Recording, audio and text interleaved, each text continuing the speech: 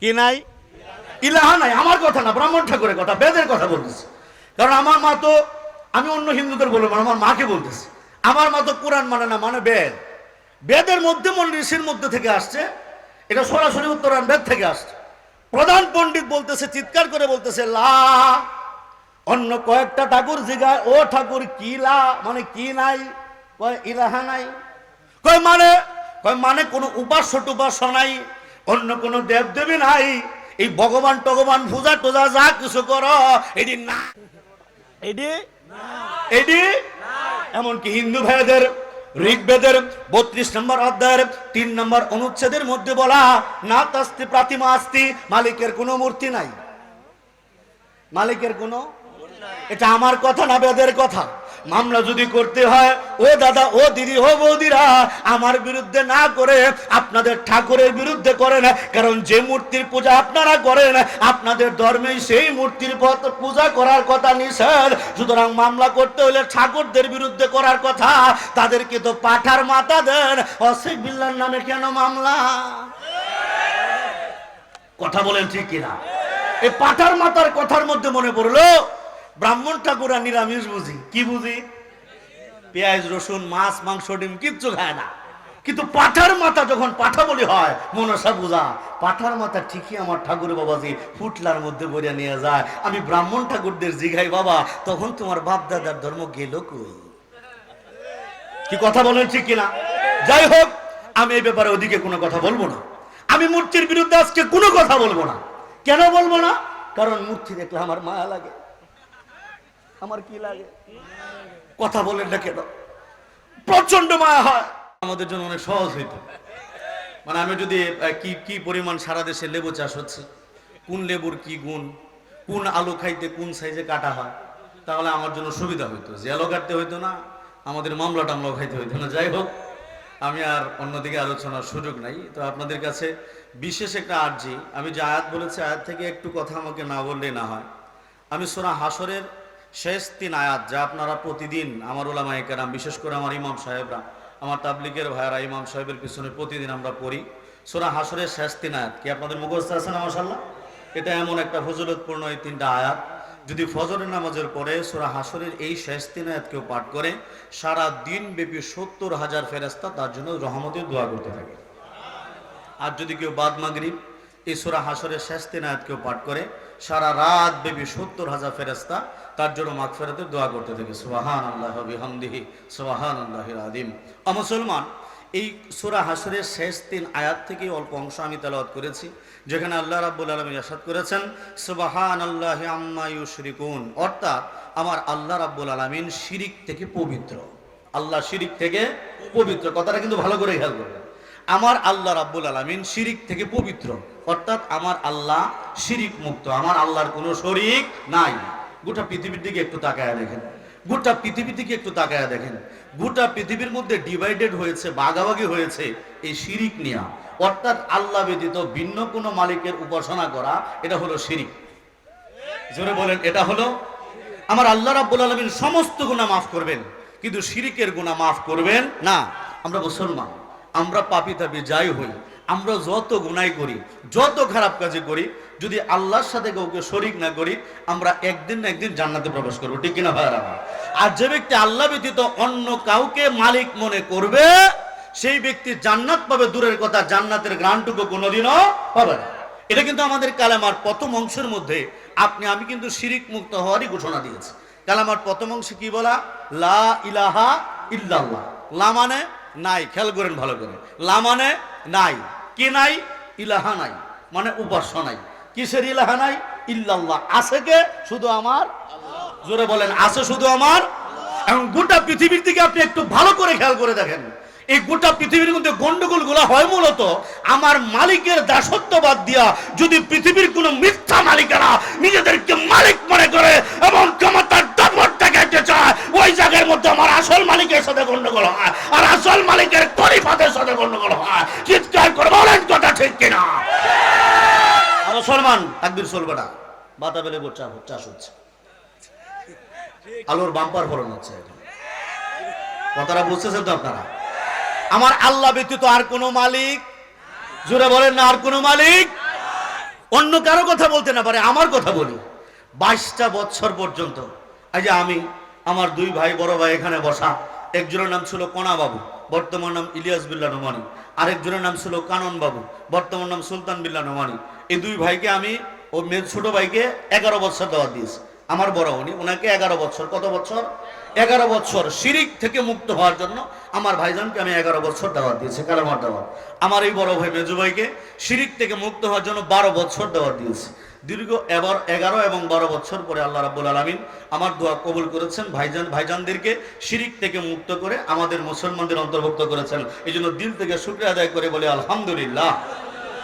মুসলমান, আমি যদি আমার কথা বলি, দীর্ঘদিন যে সমস্ত মিথ্যা মালিকের পূজা করতাম, ওই মিথ্যা মালিকের পূজা ছেড়ে দিয়ে আজকে সত্য মালিকের কাছে আসছি। সত্য মালিকের কাছে আসার পরে আপনাদেরকে পাইছি। এখন দু একটা কথা না বললেই না হয়, যেহেতু অন্যদিকে কথা বলা যাবে না, শুধু কিছু কথা বলি। এই যে আমাদের যে কালেমার বিষয়টা, লা ইলাহা ইল্লাল্লাহু মুহাম্মাদুর রাসূলুল্লাহ, এই চরম সত্য কথাটা, এই পৃথিবীর মুক্তির কথাটা, এটা এমন একটা কথা, এই কথা যারা মানবে, গ্রহণ করবে, এরা জান্নাতি। এই কথা যারা মানবে না, এরা জাহান্নামী। এরা কি? এই কথাটা আপনারা সবাই তো পড়েন, কালেমা তো সবাই পারেন, সবাই বিশ্বাস করেন। এই কালেমা পড়ার আগে আমি ওয়াসিক বিল্লাহ ছিলাম চয়ন কুমার দাস, আমি ছিলাম জাহান্নামের পথের একজন যাত্রী। কালেমা পড়ার পরে আপনাদের সাথে জান্নাতের পথে হাঁটতেছি। আল্লাহু আকবার। মুসলমান, এই যে কালেমার কথাটুকু, এই কথাটুকু যারা বিশ্বাস করবে না, এদের ঠিকানা কি? জোরে বলেন না, এদের ঠিকানা কি? আমি মূলত জাহান্নামের আগুন থেকে বাঁচানোর জন্য মানুষের সামনে কথা বলি। আমার আর কোনো যোগ্যতাও নাই, আমার কোনো কিছুই নাই। আমার দিলের ভিতরে একটাই দরদ, রাসূল পাক সাল্লাল্লাহু আলাইহি ওয়াসাল্লাম নবুয়ত প্রাপ্তির পর থেকে নিয়ে শেষ জীবন পর্যন্ত কাফের মুশরিকদেরকে কালেমার দাওয়াত দিয়েছেন। আমারও কথা, আমি যে কালেমা পেয়েছি, আমার ভাইয়েরা যে কালেমা পেয়েছে, এই কালেমা যাদের কাছে নাই, আমরা এদের কাছে কালেমার দাওয়াত দিতে চাই। কথা বলেন ঠিক কিনা? মুসলমান, এই কালেমার দাওয়াতের ব্যাপারে কথা বলার জন্যই আমি গিয়েছি আমার মায়ের কাছে। দেখতেছেন আমরা 3টা ভাই মুসলমান, কিন্তু আমাদের দুঃখিনী মা এখনো হিন্দু অবস্থায় পড়ে আছে। আমার মাকে বলি, মাগো, আমার এই কালেমাটুকু মেনে নাও। এই কালেমা যদি মানো তাহলে তুমি জান্নাতি, আর কালেমা না মানলে তুমি জাহান্নামী। আমাকে বলে, বাবা, আমরা তোদের কালেমা মানি না, আমরা মানি আমাদের মন্ত্র। তারা কি মানে? মন্ত্র মানে, কালেমা তারা বিশ্বাস করতে চায় না। আমি বলি, মাগো, যদি কালেমা অস্বীকার করি তাহলে আমরা কি মুসলমান থাকবো? বলে না। বলে, তোমরা যদি মন্ত্র অস্বীকার করো তাহলে তোমরাও তো হিন্দু থাকতে পারবে না। কি কথা বলেন ঠিক কিনা? এখন হিন্দু ভাইদের ব্যাপারে কথা বলতে গেলেই আমার ব্যাপারে অনেক কিছু হয়। তবে আমি সমঝোতার ভিতরে, একবারে সমঝোতার ভিতরে, নিট এবং ক্লিন ভাবে, পরিষ্কার ভাবে আমি একটা দাওয়াত আজকে আপনাদের মাধ্যমে মুসলিম ভাইদের কাছে দিতে চাই। ইউটিউবার ভাইরা আছেন, আপনারা একটু প্রচার করে দেবেন ইনশাআল্লাহ। আমার পূর্বদলা এলাকার, আমার পূর্ব ধর্মের যত জাত ভাই আছেন, মনে করেন হিন্দু ভাই যদি 2 লাখ থেকে থাকেন, আপনারা যে কোনো সময় বসবেন। আমাদের থানার প্রশাসনের ভাইরা আছে, ওনারা বসবে, আমাদের এমপি সাহেব সহ, নেতাকর্মী সহ ওনারা বসবে, হিন্দু মুসলমান সবাই বসবে। আপনারা 2 লাখ হিন্দু ভাইরা এক পাশে বসবেন, আপনাদের ব্রাহ্মণ, ঠাকুর, ইসকন, গুরু যা আছে, সন্ন্যাসী সবাইকে নিয়ে বসবেন। আমি উলামায়ে কেরামের দোয়া নিয়া, মুসলমানদের দোয়া নিয়া 2 লক্ষ পূর্বদলার হিন্দুর সামনে ইনশাআল্লাহ আমি ওয়াসিক বিল্লাহ একা বসবো ইনশাআল্লাহ। যদি আপনারা আপনাদের ধর্মের সত্যতা প্রমাণ করতে পারেন, আমি মাথা কেটে দিয়ে যাব। আর যদি না পারেন, স্ট্যাম্পে লিখিত থাকবে যে আপনাদের ধর্মের প্রমাণ দিতে না পারলে আমার কাছে কালেমা পড়ে মুসলমান হবেন। এই কথা যদি রাজি থাকেন, যে কোনো মুহূর্তে গোটা পূর্বদলার হিন্দুরা আমার পাশে বসেন, তখন দিকে কার ধর্মে কি আছে আর কি নাই। পারেন তো শুধু পুলিশের ভয় দেখাইতে, পারেন তো শুধু অস্ত্রের ভয় দেখাইতে, পারেন তো শুধু ভারতের দাদাদের ভয় দেখাইতে।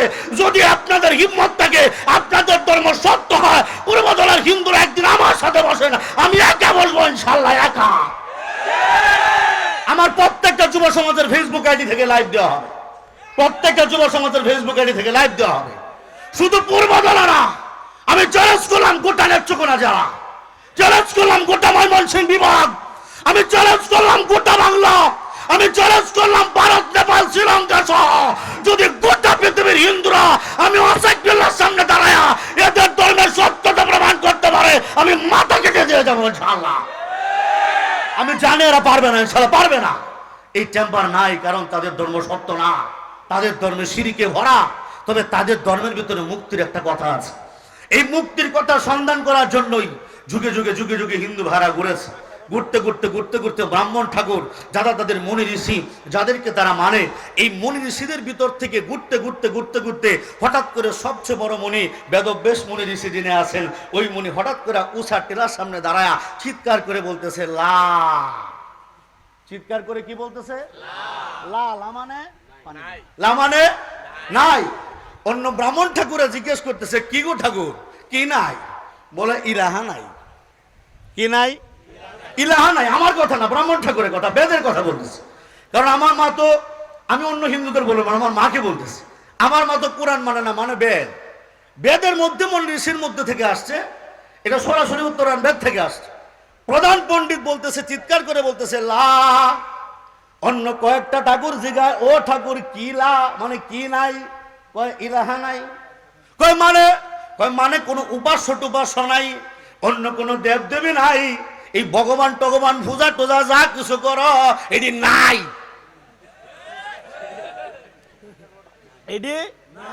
এটি এমনকি হিন্দু ভাইদের ঋগ্বেদের 32 নম্বর অধ্যায়ের 3 নম্বর অনুচ্ছেদের মধ্যে বলা না তাস্তি প্রতিমা আস্তি, মালিকের কোনো মূর্তি নাই।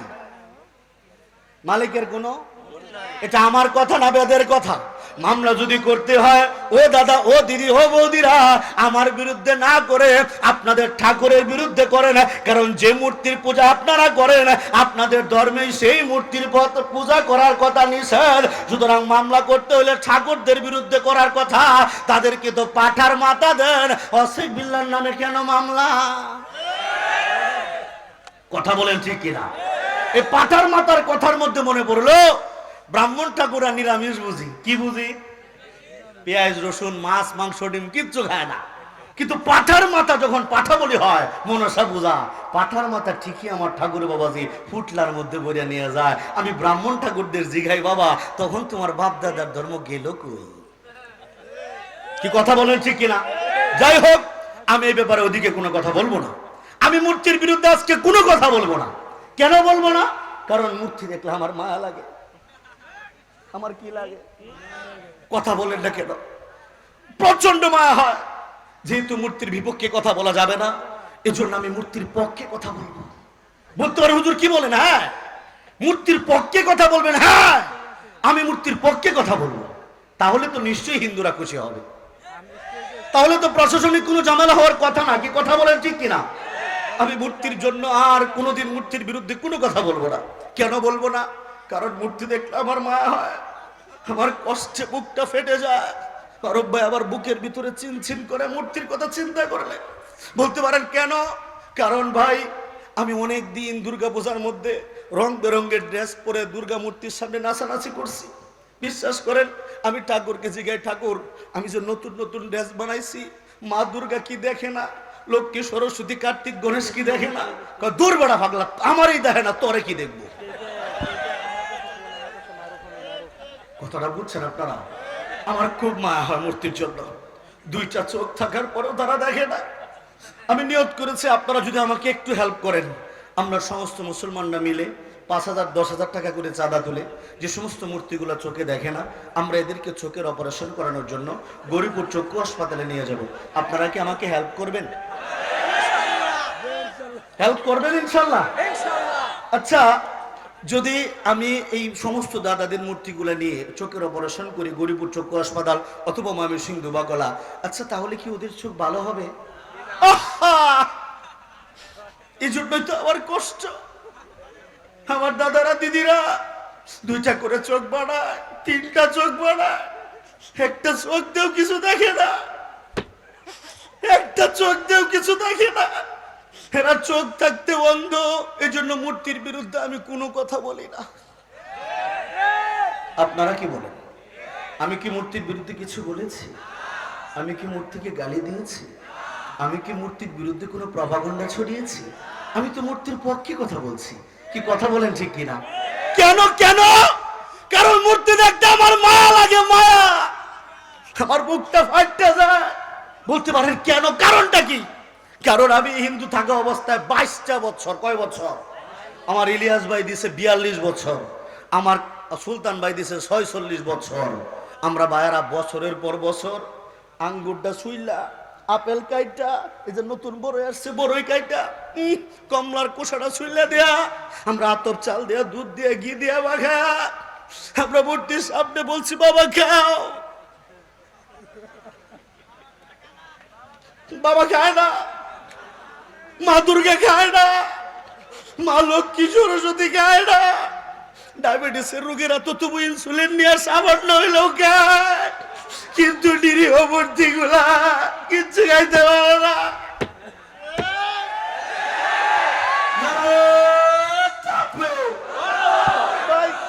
মূর্তির কষ্টে এখন আর তাকবীর চলবে না। আমি কি মূর্তির বিরুদ্ধে কোনো কথা বলছি গো? মুরব্বীরা যদি কেউ তদন্ত করতে আসে আপনারা আমার পক্ষে সাক্ষী দিবেন না ইনশাল্লাহ? আমি কি মূর্তির বিরুদ্ধে বলতেছি না পক্ষে বলতেছি? কারণ মূর্তি দেখতে আমার মায়া লাগে, মায়া, মুখটা ফাটতে যায়। কেন? কারণ আমি দেখছি, হিন্দু থাকতে দেখছি মূর্তির দুইটা করে পা বানায়, কত সুন্দর সুন্দর উরাত বানায়, পায়ের মধ্যে আলতা লাগায়, নুপুর লাগায়। কিন্তু বিশ্বাস করেন আমার দাদাদের এই বানানো কয়তো কোটি কোটি টাকা দামের মূর্তি গুলা, এরা ডাইনেও যাইতে পারে না, বামেও যাইতে পারে না, সামনেও যাইতে পারে না, পিছনেও যাইতে পারে না। আমার শঙ্করপুরের দাদারা যখন মূর্তি বানায়, যখন মূর্তিটির মরার টাইম হয়, মূর্তিগুলা নিজে নিজে মরতেও পারে না। আমার হিন্দু ভাইরা পাড়ায়া পাড়ায়া ডুবায়, পাড়ায়া পাড়ায়া ডুবায়, চিৎকার করে বলেন ঠিক কিনা? আমি মূর্তির বিরুদ্ধে কিছু বলছি? দেখছেন অসুখগুলো কত ভালো হয়েছে। এই জাল কাটার ফসল, আমি জাল কেটে ভয় পেয়েছি, মারাত্মক ভয় পেয়েছি। এই জন্য ভয় পাওয়া আমি এত ভয় বুঝছেন আপনারা? দেখছেন ভালো হয়েছে না? আমি আপনারা আমার প্রতি খুশি আছেন না? মাশাআল্লাহ। আমি এখন আর মূর্তির বিরুদ্ধে কিছু বলি না। কেন বলি না? কারণ হ্যাঁ বাপরে, এই যুবকটি কই, কি লাগে, কি লাগে, কি লাগে, মায়া লাগে, মায়া, মায়া লাগার কারণ আমি কিচ্ছু বলি না। কেন বলবো? আমি কি করছে মূর্তি আমারে? মূর্তি কোনোদিন আমাকে গালি দিয়েছে? এই যে কত হিন্দুরা আমারে কত গালি দেয়, কিন্তু কই কোনোদিন তো মূর্তি আমাকে একটা গালি দেয় নাই। দিছে? দিতে পারবো তো দিব করতে। কথা বলে ঠিক কিনা? আমি মূর্তির বিরুদ্ধে কোনো কথা বলবো, তবে অনুরোধ করবো আমি হিন্দু ভাইদেরকে একটা বিশেষ অনুরোধ। ভাই, আপনারা মূর্তিকে বাবা বলে ডাকেন, আপনারা মূর্তিকে মা বলে ডাকেন, আপনারা মূর্তিদেরকে কত আদর করে বাবা ডাকেন, মা ডাকেন। আচ্ছা, আমি আমার পূর্বদলা এলাকার মানুষের কাছে একটা বিনীত কথা জানতে চাই। ভাই ভালো আছেন? মনে করেন আমাদের এলাকায় কোনো দুলাভাই আসলো, কেডা বলেন না, কেডা আসলো? এখন দুলাভাই যদি রাত্রেবেলা ঘুমায়, মুরব্বীরা আপনারা মাইন্ড করেন না, বাচ্চারা শোনো না, যদি দুলাভাই রাত্রিবেলা ঘুমায় আর যদি সালারা মিলে দুলাভাইয়ের পিছনে একটা বাস ঠেল্লা দাঁড় করায় দেয়, আচ্ছা দুলাভাই কি মাইন্ড করতো না? কথা কই না কেন? দুলাভাই কি মাইন্ড করতো না? দুলাভাই কি মন খারাপ করতো না? দুলাভাই কি ব্যথা পাইতো না? আচ্ছা, কোন শালার কি এটা উচিত দুলাভাইয়ের পিছনে বাস দেওয়া? কথা বলে উচিত? আচ্ছা, শালা তো মস্করা করে দিতে পারে, কিন্তু যারা বাবা ডাকে, যারা মা ডাকে, এরা যদি বাপ মার পিছনে বাস সুক্কা করে দেয়, এরা এদের মতো নির্দয়, এদের মতো পাষাণ আর কেউ হইতে পারে না, কেউ হইতে পারে না। আমি পূর্বধলার হিন্দু ভাইদের কাছে, আমরা 3টা ভাই মুসলমান হয়েছি, আমি অনুরোধ করে, ও হিন্দু ভাইরা, তোমাদের কাছে অনুরোধ করে বলতেছি, তোমরা যাই কিছু করো আজকের পর থেকে আর মূর্তির পিছনে বাসটা ঢুকায় না, আর বাসটা ঢুকায় না। কথা বলেন ঠিক কিনা? আমি কি মূর্তির বিরুদ্ধে কিছু বলেছি? আমি কি মূর্তিকে গালি দিয়েছি? মূর্তির পিছন দিয়ে বাস কি আমি দিছি? রফিকি ভাই দিছে? আমার ভাইরা দিছে? রফিকুল ইসলাম মাদানি দিছে? মামুন সাহেব দিছে? অন্য কেউ দিছে? কোন ওলামায়ে কেরাম দিছে? বাজার আমরা তো বাস দেই না, আমরা তো বাস থেকে তোমাদেরকে বাঁচাইতে চাই, আর বাঁচাইতে চাওয়ার কারণে বাসের চাইতে জঘন্য মারাত্মক জিনিস হলো রড, যেটাতে তোমরা ভাস্কর্য বানাইলা। এই বাস থেকে, রড থেকে তোমাদেরকে বাঁচাইতে চাওয়ার কারণে আমাদেরকে জেলখানায় বললা, আফসোস নাই, তবু অনুরোধ আর বাসটা দিও না। আর যদি বাস দেওয়া বন্ধ না করো, তবে তোমরা অপেক্ষা করো, এই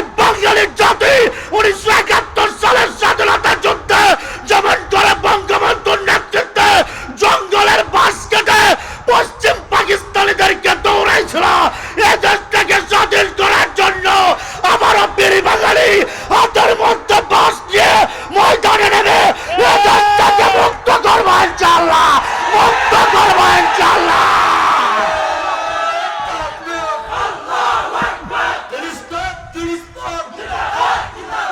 আজকের সম্মেলন পক্ষ থেকে আল্লাহ রাব্বুল আলামিন আমাদের উক্ত কথাগুলা বোঝার তৌফিক দান করেন। যারা এই সমস্ত কাজ করেন আল্লাহ তাদেরকে হেফাজত করেন, হেদায়েত দান করেন। ওয়া আখিরু দাওয়ানা আলহামদুলিল্লাহি রাব্বিল আলামিন। আসসালামু আলাইকুম ওয়া রাহমাতুল্লাহ।